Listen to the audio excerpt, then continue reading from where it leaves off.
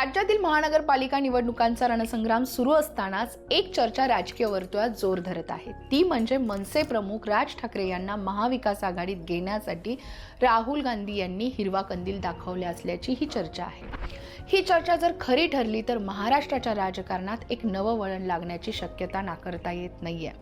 यामुळे विरोधकांचं बळ हे वाढणार आहे आणि त्याचबरोबर ती भाजपसह महायुतीला मोठं आव्हान देखील मिळेल। पण दुसरीकडे जागा वाटपांचा गुंतागुंतीचा प्रश्न आहेच आणि त्याचबरोबर ती काँग्रेसची नाराजी। यामुळे सगळं इतकं सोपं नाहीये। आजच्या या सविस्तर व्हिडिओत आपण या घडामोडींचं निपक्ष असं विश्लेषण जाणून घेऊयात। निवडणुका या अवघ्या काही दिवसांवरतीच येऊन ठेपलेल्या आहेत आणि त्यामुळे हे समीकरण कसं बदलतंय ते पाहणं खूपच औत्सुक्याचं आहे। चला तर मग सुरुवात करूया। नमस्कार, मी सायली नलोडे कविटकर आणि आपण पाहताय विश्लेषण वाईट। महाराष्ट्रात 29 महानगरपालिकांच्या निवडणुका या 15 जानेवारी 2026 रोजी होणार आहेत।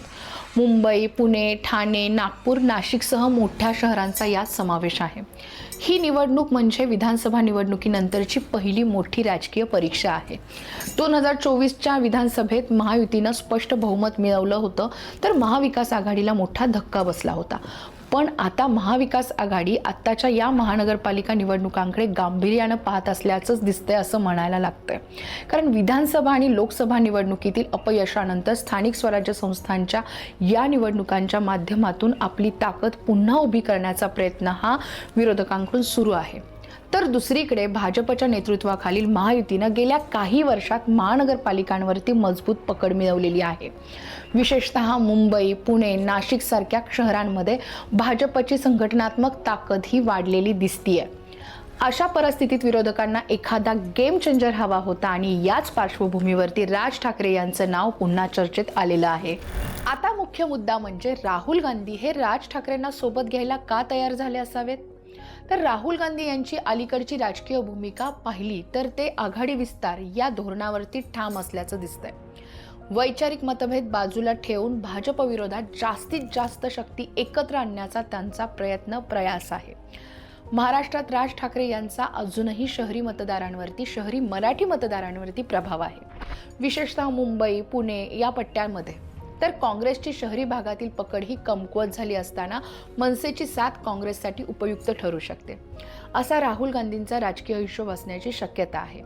याशिवाय मुंबईसारख्या महत्त्वाच्या आणि मोठ्या महानगरपालिकेत ठाकरे बंधूंची युती झाली तर मराठी मतांचं ध्रुवीकरण होऊ शकतं आणि त्याचबरोबर ती भाजपला थेट आव्हानही मिळू शकतं। त्यामुळे उद्धव ठाकरे यांनी काँग्रेस नेत्यांना याबाबत कन्व्हिन्स करण्याचा प्रयत्न केला असावा। पण दुसरीकडे पाहायला गेलं तर काँग्रेसच्या काही नेत्यांनी मनसेच्या हिंसक राजकारणाचा हवाला देत युतीला स्पष्ट विरोध देखील दर्शवलेला आहे। त्यामुळे राहुल गांधींची सहमती ही फक्त चर्चेच्या पातळीवर आहे की प्रत्यक्षात आहे हे अद्याप स्पष्ट नाहीये। आणखी चर्चेचा मुद्दा म्हणजे राज ठाकरे यांच्यामुळे महाविकास आघाडीची ताकद वाढेल का? कारण राज ठाकरे यांची भाषण शैली आणि त्याचबरोबर ती मराठी अस्मितेचा मुद्दा यामुळे मुंबई, ठाणे, पुणे अशा शहरात त्यांचा एक कोर मतदार वर्ग आहे। जर ते महाविकास आघाडीत किंवा उद्धव सेनेसोबत आले तर विरोधकांचं बळ निश्चितच वाढेल। विशेषतः मुंबईत उद्धव ठाकरेंची शिवसेना आणि त्याचबरोबर ती मनसे एकत्र आले तर मराठी माणसाच्या मुद्द्यावरती भाजप आणि शिंदे गटाला रोखता येऊ शकतं। गेल्या काही निवडणुकांमध्ये जर पाहायला गेलं तर मनसेनं स्वतंत्र लढताना मतविभाजन केलं होतं, आता ते टाळता येईल। पण राज ठाकरे यांची ताकद आता पूर्वी इतकी नाहीये। विधानसभेत मनसेला एकही जागा मिळवता आली नव्हती, त्यामुळे त्यांचा प्रभाव हा मुख्यतः मुंबई ठाण्यापुरता मर्यादित आहे। तरीही ठाकरे बंधूंची युती विरोधकांसाठी भावनिक आणि राजकीय दृष्ट्या बूस्ट ठरू शकते। महाविकास आघाडीत नवा भिडू आल्यानं जागा वाटपाचा प्रश्न हा अधिक गुंतागुंतीचा होण्याची शक्यता वर्तवण्यात येतेय। महाविकास आघाडीत आधीच उद्धव सेना, शरद पवार गट आणि त्याचबरोबर ती काँग्रेस यांच्यात जागा वाटपांचा तिढा असतो। आता मनसे सोबत आली तर हा प्रश्न आणखीन क्लिष्ट होईल। मनसे मुंबईत 50 ते 60 जागांची मागणी करू शकते तर उद्धव सेना आणि त्याचबरोबर ती काँग्रेस यांना त्या सोडायच्या नाहीयेत। पुणे, नाशिक सारख्या शहरातही असाच वाद निर्माण होऊ शकतो। काँग्रेसची नाराजी लक्षात घेता जागा वाटपात एकमत होणं कठीण दिसतंय। जर वाद वाढले तर मतविभाजन होईल आणि महायुतीला याचा फायदाच होईल। सर्वात महत्त्वाचं म्हणजे या राजकीय घडामोडीचा महायुतीवरती काय परिणाम होईल? तर राज ठाकरे महाविकास आघाडीत आले तर महायुतीला थेट धोका निर्माण होईल असं सरसकट म्हणता येणारं नाहीये. मात्र विरोधकांची लढत अधिक संघटित आणि आक्रमक होईल यात शंका नाहीये. याशिवाय ठाकरे बंधू एकत्र आले तर भावनिक लाट तयार होऊ शकते, जी महायुतीसाठी धोक्याची ठरेल. विशेषतः मराठी मतदारांमध्ये होणारी ध्रुवीकरणाची चर्चा भाजपसाठी चिंतेची ठरू शकते. त्यामुळे महायुतीला अधिक सावध रणनीती आखावी लागेल आणि स्थानिक मुद्द्यांवरती अधिक भर द्यावा लागणार आहे. महाविकास आघाडी राज ठाकरेंना सोबत घेऊन भाजपशी तुल्यबळ लढत देऊ शकते का, हाही मुद्दा चर्चेत आहे. तुल्यबळ लढत देण्यासाठी केवळ चेहरे पुरेसे नसतात, तर बूथ पातळीवरील संघटन, कार्यकर्त्यांमधील समन्वय आणि त्याचबरोबर ती एकसंध संदेश महत्वाचा असतो. राज ठाकरे यांची आक्रमक शैली आणि त्याचबरोबर ती महाविकास आघाडीची पारंपरिक राजकारणाची पद्धत यांचा मेळ बसेल का, हा मोठा प्रश्न आहे. जर हा मेळ बसला तर काही महानगरपालिकांमध्ये चित्र नक्कीच बदलू शकतं. याशिवाय जागा वाटप नीट जमलं तर विरोधक भाजपशी तुल्यबळ लढत देऊ शकतात. मुंबईत तर अधिक इम्पॅक्ट करणारं ठरेल. पण सध्या काँग्रेसची नाराजी आणि त्याचबरोबर ती अंतर्गत वाद यामुळे ही लढत तुल्यबळ होईल की नाही याबाबत शंका आहे. महायुतीची एकसंधता आणि त्याचबरोबर ती प्रशासकीय यंत्रणेचा लाभ यामुळे विरोधकांना अजून मेहनत घ्यावी लागणार आहे. काँग्रेस राज ठाकरे यांच्या महाविकास आघाडीतील प्रवेशाचं समर्थन मतदारांसमोर कसे करेल हेही महत्वाचे आहे. काँग्रेससाठी हा मुद्दा संवेदनशील ठरणारा आहे. वैचारिक पातळीवरती राज ठाकरे यांची भूमिका आणि काँग्रेसची भूमिका या भिन्न राहिलेल्या आहेत. त्यामुळे भाजपला रोखण्यासाठी व्यापक आघाडी हा मुद्दा पुढे करत काँग्रेस हा निर्णय मतदारांसमोर मांडण्याचा प्रयत्न करेल. विकास, लोकशाही आणि त्याचबरोबर ती संविधान रक्षणाचा मुद्दा पुढे करत काँग्रेस हा या युतीचा आधार समजावून सांगू शकतं.